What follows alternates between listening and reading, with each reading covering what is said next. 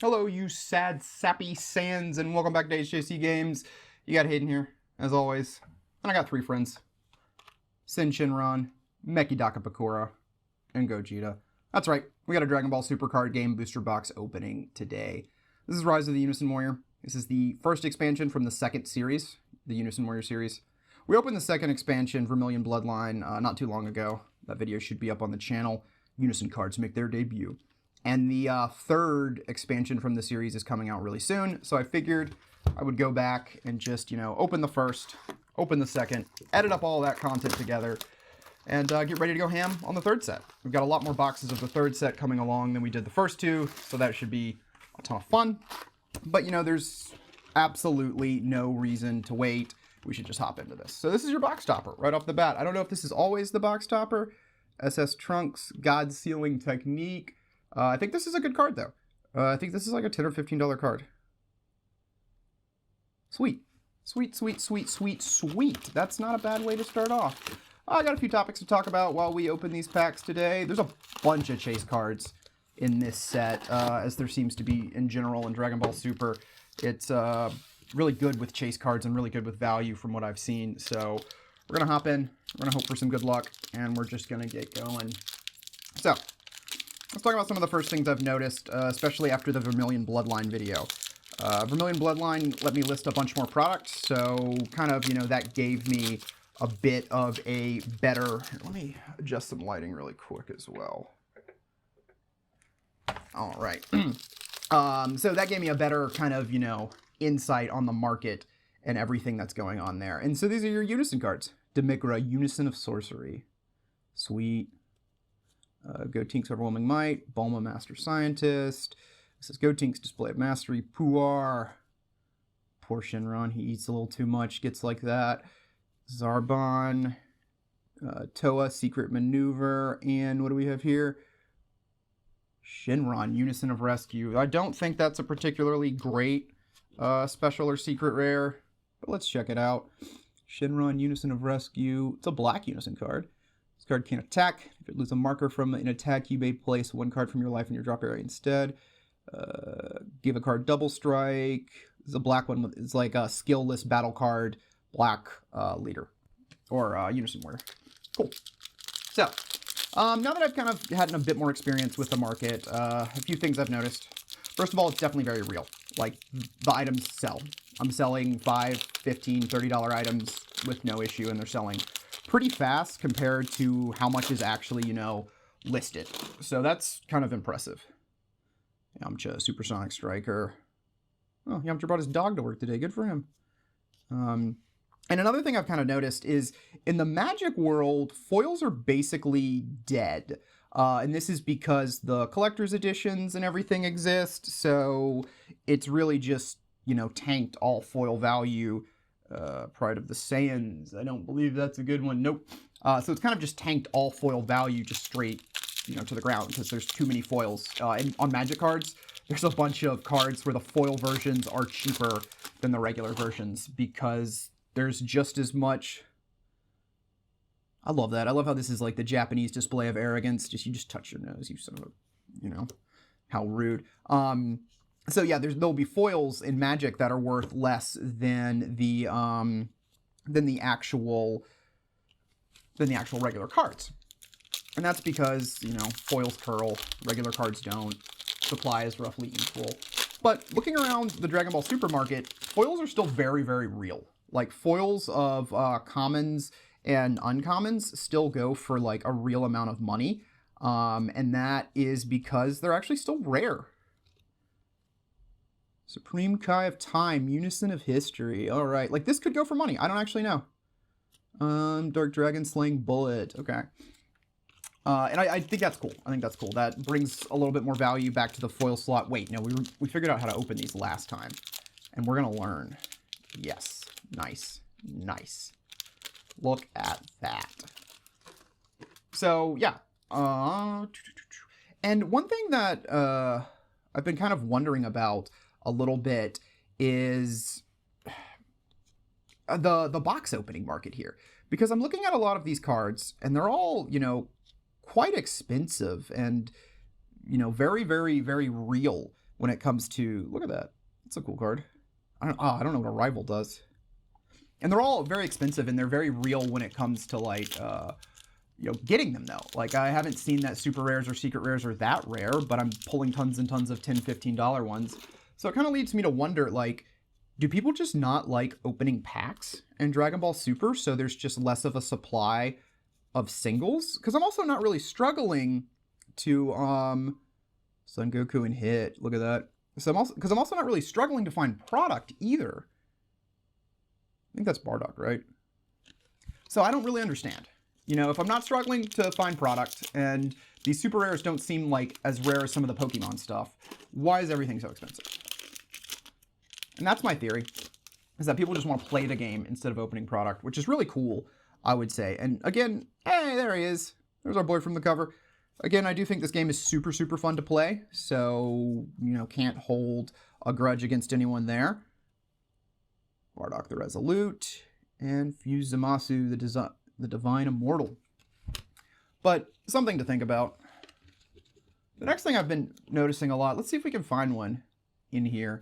And I think this is a really, really cool kind of approach or mechanic, and makes a lot of sense with Dragon Ball Super, because they're trying to reuse characters from a relatively limited supply. You know, when we look at Magic, Magic's got 25,000 cards. Magic has, you know, almost just as many characters along the way. So Magic makes a bunch of characters that are just sort of, you know, throwaways. Is this a good one? I don't think this is a good one. Yeah, this is an uncommon, but look at this.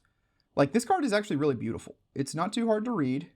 The online image would be impossible to read, I guarantee you that, but that looks really good. Ooh. So, going back to what I was saying, is so in Magic, you know, a lot of those characters are just throwaway characters. In Dragon Ball Super, they don't want to do that because they've got a rich anime with a whole bunch of characters in it, and they want to use that. So you get, you know, all of these specific character things, you know, Counterblast Son Gohan, or Frieza Colossal Dynamo, so you have a whole bunch of actual Frieza cards out there.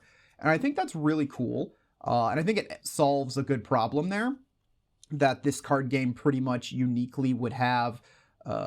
Secret Rare, Prideful Transformation, Peerless Fusion Blaze. Is this a good one? This is not a good one. That's a shame. Vegeta, Prideful Transformation. One of our first secret rares, though, so at least we're getting something. But something they do along those lines, you know, to kind of fit in with all of these, you know, suffixes and titles and whatnot, is they kind of have, like, title cycles, where within a set, you know, you'll have multiple characters that have, like, Unison of History or Pilaf's Admirer. That's kind of what I'm looking for, is another My Pilaf's Admirer to kind of show this off. And I think that, like, I like cycles a lot. I think cycles are really fun. My the Gang's Femme Fatale. And Burning Impact. So far, not a great box. I think cycles are really fun, and there's generally like a mechanical through line in all of these similar kind of character suffixes. Like, the one I was seeing was a Young Saiyan one.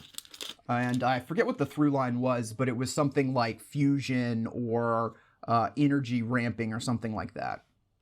So it's a really good way to tie multiple characters together, create a theme in a set, and also differentiate your characters when you have so many that you're trying to reuse. So I think that's really, really clever. And I'm still kind of looking for one that falls into that so I can maybe show off exactly what I mean. All right, so we're about halfway through. Haven't gotten anything crazy. That's a shame. It is what it is. How does this card? Yeah. And I mean, I swear, these cards are way easier to read in person than online. Looking online, there's so many things that just make everything hard. Nice, double rare, Son Goku bursting with energy, and Vegix space-time synthesis. There's just, like, because they try to, when you look at the images online, they try to represent the foil effects through all of these extra colors that just make everything harder to read, which is really annoying. But in person, the foil effects look really good, actually. So it makes playing on Untapped harder than it needs to be totally honest with you. So yeah, Technique Chain. I think there's no, Technique Unchanged is in the next one. But yeah, this is a good example. The Parasitic, the 2-star ball, Parasitic Darknesses. There's one of these for every single Dragon Ball, and they're always tied to a villain, which is that last one. Choose one of your cell cards with an energy cost of 7 and 9, place this card under it, and choose it, find it in your deck and play it. And they always have something like that. Like find a baddie from your deck, play it, and you get a bonus. So I think that's a really cool implementation. So yeah, it's one of the many cool things about this card game. Another one of the cool things is, of course, the incredibly rich lore. You know, I grew up in the 90s in the US, so of course I watched a ton of Dragon Ball and Dragon Ball Z.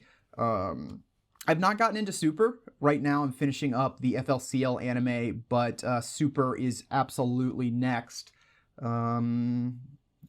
It's a common Sin Shinron. Wow. I don't think this is worth any money, which is weird because it is a special rare, but look at it. I really like the foiling around kind of the energy, the balls right there. Very cool. Very, very cool. But yeah, Super's next for me to watch, and I'm really excited to watch Super to get back into the Dragon Ball universe, and especially to learn what more of these characters are. There's so many here that I don't recognize. Like, I don't actually know who Demigra is at all. Wait. Oh, so I think this means we got an extra rare or something, because there's only 2 uncommons here. So we'll see what that actually means. I'm still kind of trying to figure out the packs a little bit. Or maybe not. That was weird. Dodoria, brimming with power, and Vegeta and Trunks, no holds barred. I mean, that was a rare, though. So, I mean, I know I've got so much catching up to do on the anime, so it'll be a while before I still even know who all of these characters are. But, you know, it'll be nice to know who Mira is. Like, I'm roughly familiar with, you know, Hit and whatnot, because I have a friend or two who watches Super, and they'll kind of bring me up to speed when the time comes. Ferocious Strike, assists Son Goku, intensive training Son Goku. We are just not getting anything good here. Let's see, what else is there to talk about? I think the next thing to talk about is Vicious Rejuvenation. That comes out in 2 weeks. Got 6 boxes of that coming. We probably won't open all 6 on the channel. We'll probably only open about 4 or 5.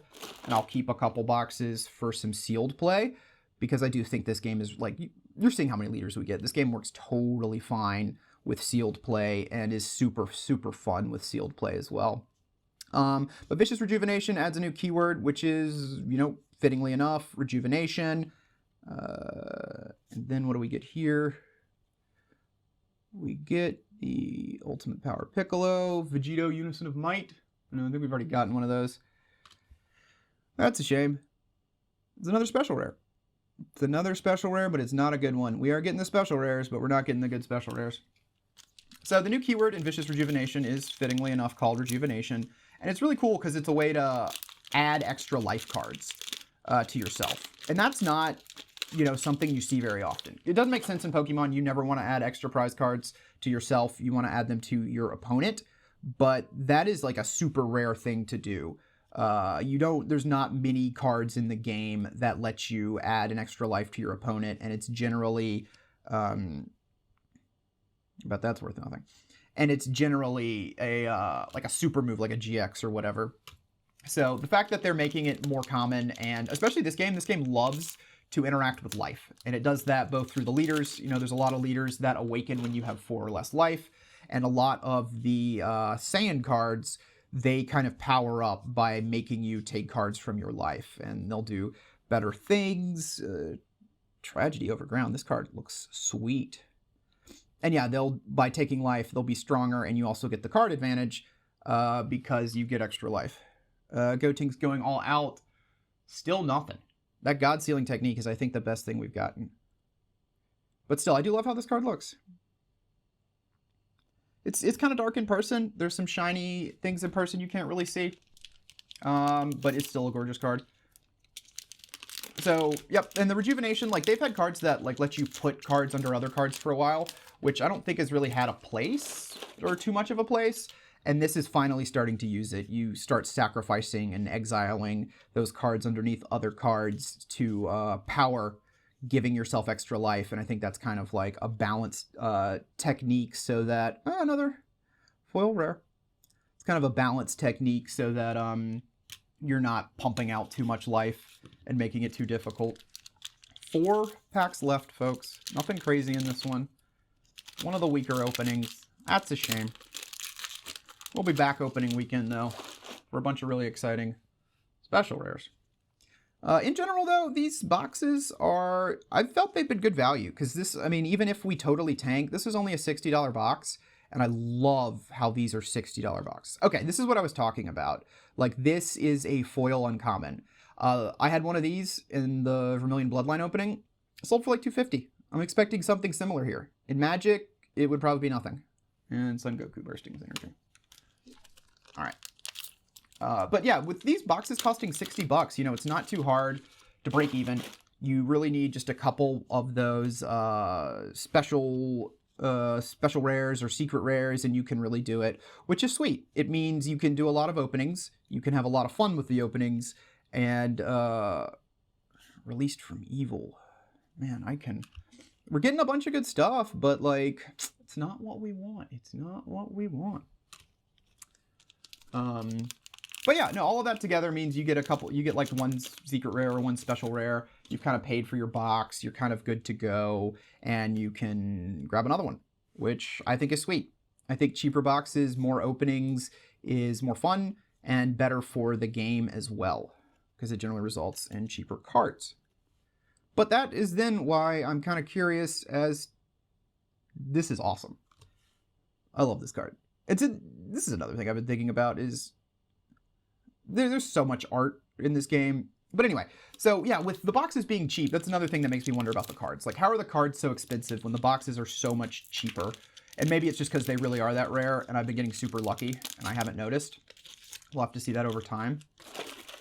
But it's an interesting thing. And the last thing I'm wondering about is this art, because it's all clearly Akira Toriyama art across the board. And is this all this man does? He just makes art for Dragon Ball Super, the manga, and the card game, and just absolutely everything. Fused Zamasu, Advocate for Evil is nothing. Plotting Revival?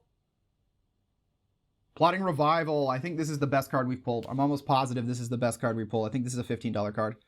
Mechikabura, Plotting Revival. That's something to go out on, if I've ever seen it. But yeah, so is that what Akira Toriyama is doing? Each and every day, he's just drawing cards for the manga, or he's just drawing cards and he's just drawing the manga, or, more likely, are these just pictures taken from the manga? That's what I'm thinking. They're just pictures taken from the manga. If you know the logistics of, you know, how the drawings or whatever works, let me know in the comments. I'd definitely be interested. Otherwise, we're going to look at this Mechikabura, Plotting Revival. I mean, him alone, I think he's like $15. He got us to a fourth of the box price, and I think that Trunks God Sealing technique is also 15, so... Even though this box wasn't hot, I think it's mostly paid for itself. And that's the beauty of these low-value boxes, guys and gals and non-binary pals, is that I can keep opening. And I can keep opening and keep opening, and I don't go crazy. So, I expect more Dragon Ball Super openings, because they're fun as hell, and they don't break the wallet. Alright, as always, you can buy these cards and more at hjc.cards. And that'll take you to our TCG player. HJC Games and HJC Cards also exists on eBay. HJC.games will take you to the YouTube channel. Thank you so much for watching, folks. Really appreciate it. Just going to go ahead and I'll wish you a good night and be good to one another.